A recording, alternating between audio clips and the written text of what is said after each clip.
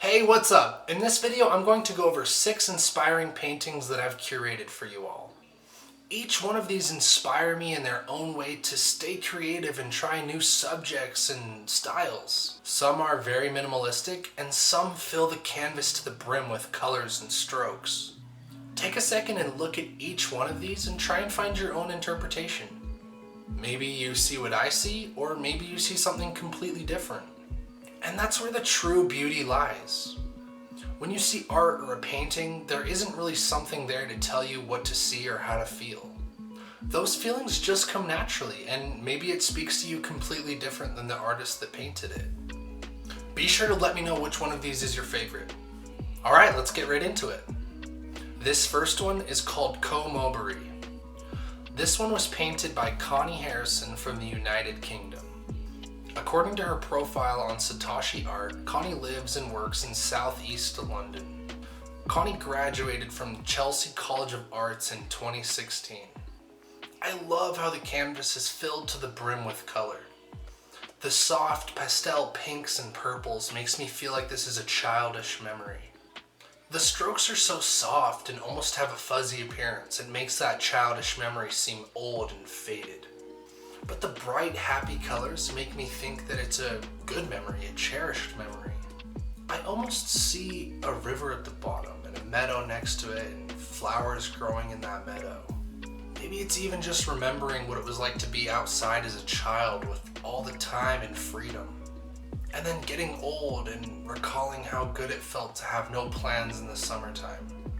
It's really a beautiful, happy painting, and I love it. Thanks, Connie. There's a link in the description down below for Connie's website if you want to check out more of her work. This next one is called Resilience. This one was painted by Severien. She has quite a few impressive accolades to her name. Her work has been exhibited in the Royal Palace Amsterdam and the Art Museum in The Hague. The line work in this painting is really beautiful. I love the marble vase that the plant is sitting in. But the lines of the table are so smooth and it looks so distorted as well. The contrast from the distracting straight lines of the table to the calm, familiar feeling of the plant says a really interesting thing about how humans like to decorate. Our homes are so full of these sharp corners and lines like the tables and rooms we spend so much time in. It's nice to have something asymmetrical and organic as decor. Plus, I think those soft yellows and greens are probably my favorite colors. Again, link to Bonnie's website in the description below. This next painting is called Shh, I'm Trying to Remember. This one was painted by Synnöve Seidman from Canada. When I look at this one, I see lots of soft colors. Lots of nudes and pinks. It feels really human-like, and the shape almost reminds me of a brain. The light blues and deep reds remind me of blood vessels, and the lines and shapes make it feel like a cloudy or distracted thought, the embodiment of an incomplete thought. A subtle reminder that you're still a human and you can't completely always fight off those intrusive thoughts. Synnöve has a really interesting bio on Satoshi Art, so rather than give my own summary, I'll read what she has on here. My current work is driven by my interest in the restorative power of beauty and how it is perceived. I'm asking the question, does the world embody beautiful ideas? What is symmetry? What is the memory of a beautiful feeling, and how does it relate to mortality and anxiety? My work is by no means an answer, but an exploration of the questions. Within my compositions, you will find a variety of abstracted natural elements because we contain horizons, storms, gardens, vacant buildings, flowers, animals and faces, and new beginnings within us. When we honor them, we can come into rhythm in our own lives. Nature is my cathedral. It is where I find inspiration. Up next, we have K.91.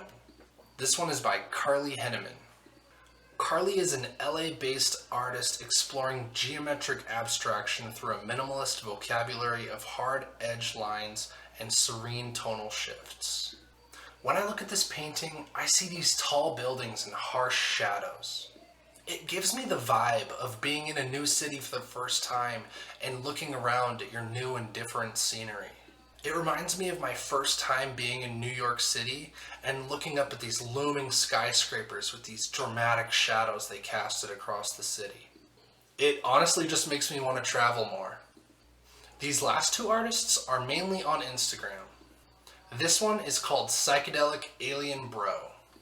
This one was actually painted by an old friend from high school. Her name is Lily and she has an awesome Instagram account. Link is in the description as well. I love this painting specifically because it almost reminds me of my own art style. I love the bright colors and the clean lines in this one. The eyes are intense and it has that third eye, maybe even symbolizing the sixth chakra. Even the small details in this one really just help complete the painting. This is a quick bio from Lily. Creativity is my strong suit. I am a multimedia artist with an addiction to digital art at the moment. I have been drawing and painting since I was a little one, and digital art came into my life last year and I haven't put it down since. I love doing simplistic or detailed line work, but my favorite type of art is creative and colorful. I like to be able to show what is stored up in my mind. Lily has lots of awesome digital art on her page, so go check it out and give her a follow. This final piece I've chosen was something I accidentally stumbled across when I was listening to music on YouTube. Their account on Instagram is called Gherkin Girl. When I was younger, I watched all the Studio Ghibli films, and from that I have a deep love of anime. The way that she's drawn reminds me a lot of 90s anime.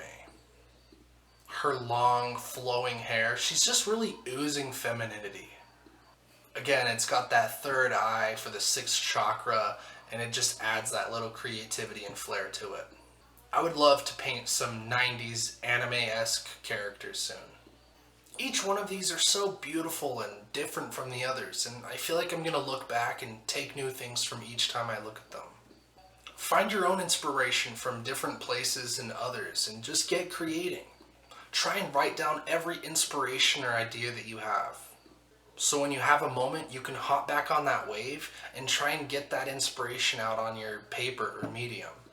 Go ahead and send me some art that you love and inspires you and makes you want to be creative. So, till next time, I'm going to get out there and create what I can. You get out there and create what you can. Let's spread some positivity and creativity. Thanks, guys.